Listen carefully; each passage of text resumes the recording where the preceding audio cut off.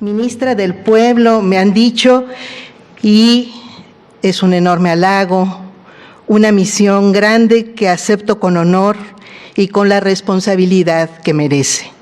Quien crea que puede ridiculizarme por provenir de este pueblo mexicano, no sabe la fuerza y la grandeza que me está atribuyendo. Obliga a las personas servidoras públicas a responder con respeto y lealtad a la nación y a nuestro pueblo y a no abusar del poder. Quienes me felicitan están contentos de mi llegada.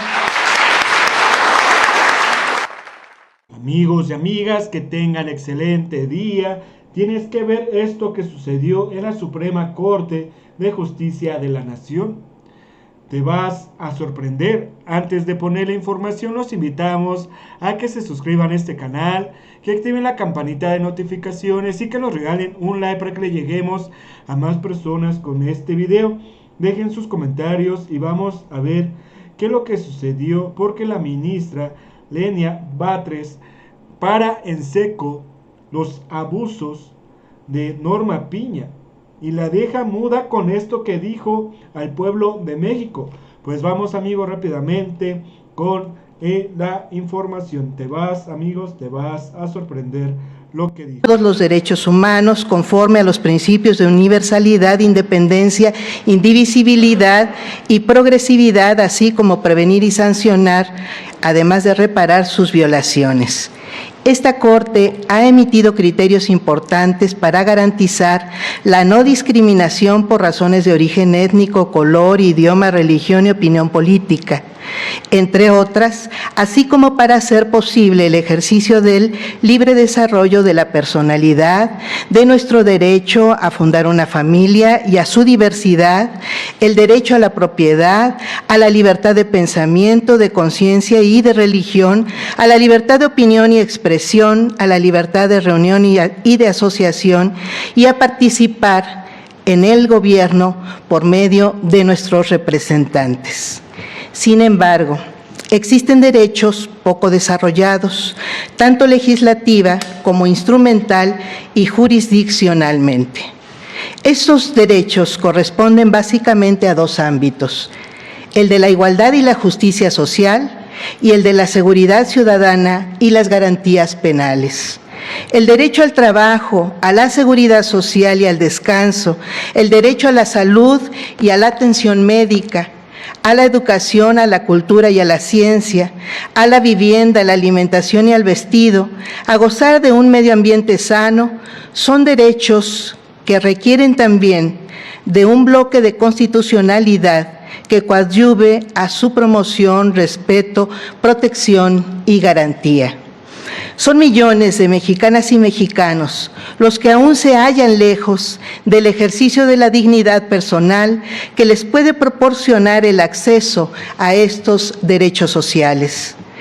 También requerimos para el disfrute de la seguridad ciudadana políticas, normas y mayor armonía entre las acciones de los tres poderes hacia el combate de la incidencia delictiva por un lado y con relación a la normativa sobre el tema. Me refiero a toda aquella que regula los instrumentos y los órganos del Estado, como a los derechos que identificamos como garantías penales, presunción de inocencia, derecho a recibir sentencia y a contar con tribunales independientes e imparciales ante los que se pueda acudir fácilmente para obtener una justicia pronta y expedita. No tenemos un problema ideológico, sino una responsabilidad de Estado para proporcionar a la sociedad mexicana seguridad ciudadana, investigación de delitos y sentencias justas. Si algunos elementos de las policías preventivas, ministeriales o de la Guardia Nacional cometen errores en el llenado, por ejemplo, del famoso informe policial homologado, los juicios deberían tener algún momento procesal para subsanar esos errores, es decir, para que opere la suplencia de la queja en favor de las víctimas, en vez de generar impunidad en la persecución de los delitos. en este tipo de problemas es en los que se esperaría un fuerte activismo judicial de una Corte sensible al principal problema del país que desde hace un cuarto de siglo nos aqueja. Lejos de ello, tenemos una Corte enfocada en casos que tienen fuertes implicaciones políticas, que incluso involucran afectaciones al orden público y al interés social, como la declaración de invalidez de leyes o de normas que buscan proteger los bienes nacionales, caso de la ley de la industria eléctrica, o distribuir el poder, como la Ley General de Instituciones y Procedimientos Electorales.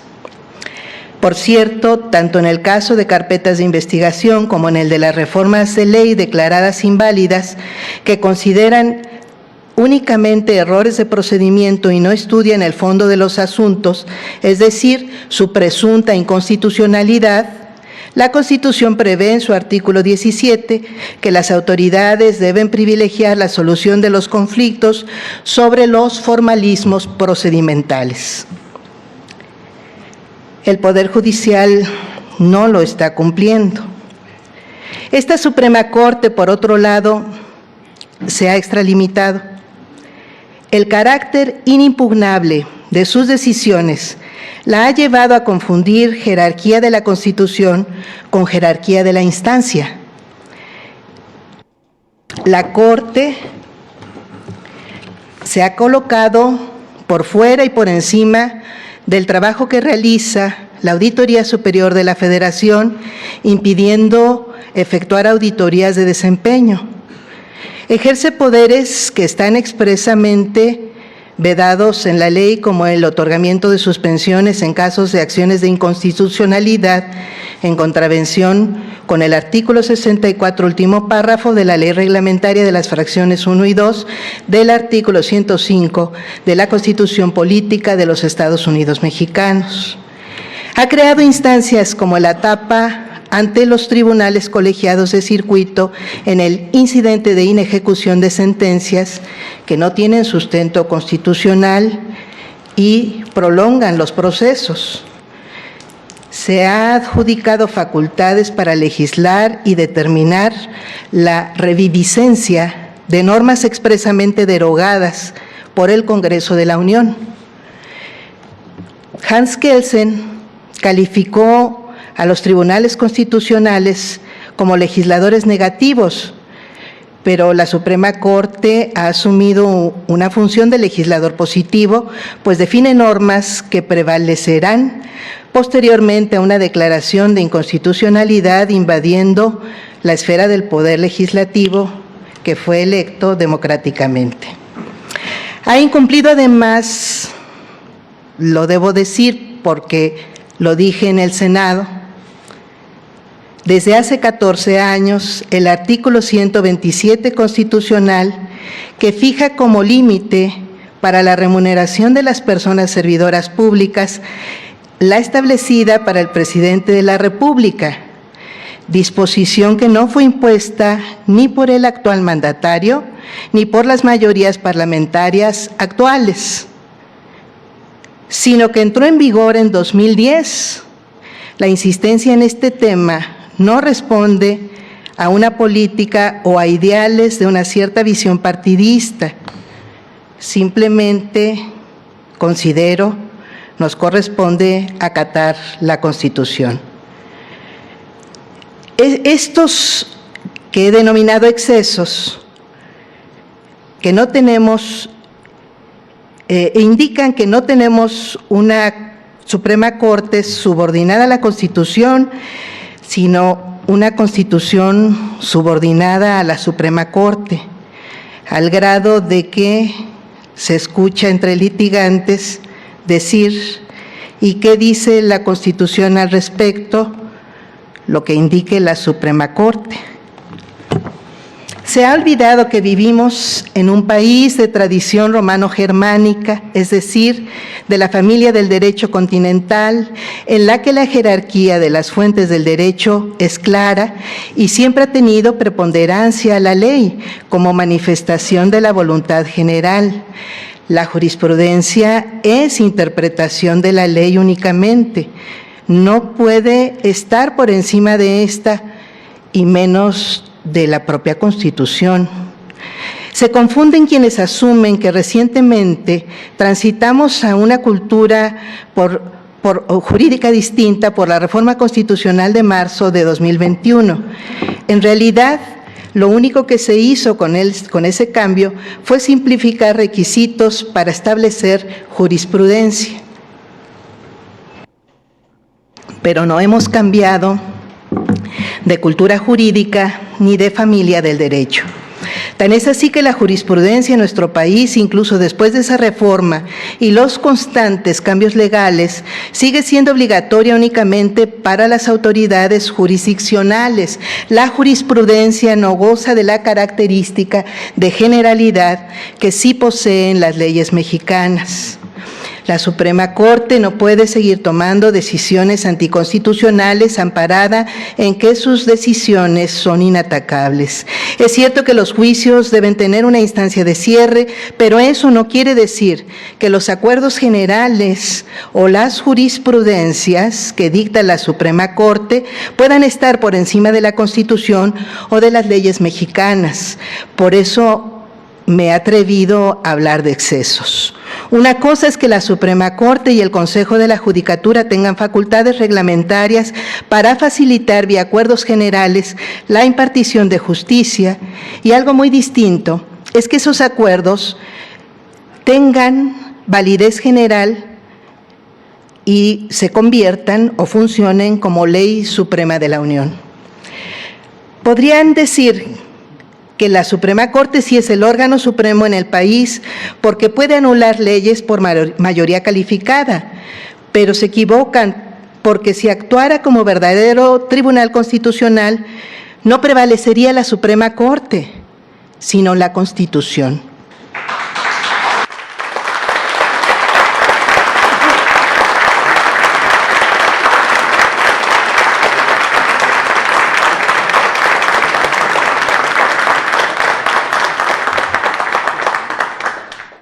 En una reflexión seria y mesurada, la Suprema Corte tendría que concluir que debe autolimitarse y someterse a la auténtica jerarquía normativa de nuestro país.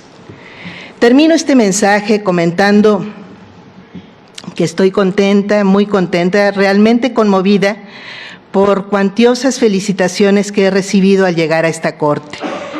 Por supuesto, me felicitan por lo que soy, producto de la educación pública y gratuita, en gran parte, de la formación y cultura que mis padres me dieron, con todo y sus limitaciones económicas, que nos llevaron a luchar por la sobrevivencia cotidiana, producto de una familia con quienes tengo el gran privilegio de compartir valores fundamentales de solidaridad y justicia social, que nos permitieron visualizar la vida personal siempre como parte de una realidad social más amplia y tomar posición ante los problemas de cada día para buscar soluciones colectivas y no dejarnos abatir. Me debo, por supuesto, a todas aquellas personas que amo, que he amado, sobre todo a mis padres Cuauhtémoc y Rosario, a mis hermanas Vietnica, Valentina y Olinamir, a mi hermano Martí, a mi hijo Emiliano y a los parientes políticos cercanos como Toñita, con esa extraordinaria fuerza de voluntad que la ha hecho forjarse como maestra en derechos humanos. Pero soy producto también de esta época, de nuestra época, que exige a las mujeres perseguir y defender la equidad de género, que nos compromete a tomar en serio la igualdad y la universalidad de los derechos humanos, que está determinada a construir una democracia real en la que puedan desarrollarse las personas indígenas y afromexicanas con discapacidad, de la comunidad LGBTTIQ+, quienes viven en la pobreza, que obliga a las personas servidoras públicas a responder con respeto y lealtad a la nación y a nuestro pueblo y a no abusar del poder. Quienes me felicitan están contentos de mi llegada.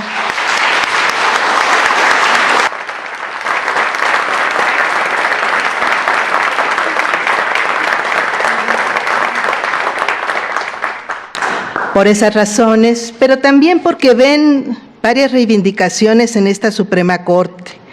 La llegada de la paridad o casi de las mujeres, la llegada de personas tangibles, terrenales, con problemas comunes, la llegada de visiones distintas a las predominantes del constitucionalismo mexicano, la llegada de visiones críticas de este Poder Judicial. Quien crea que puede ridiculizarme por provenir de este pueblo mexicano, no sabe la fuerza y la grandeza que me está atribuyendo.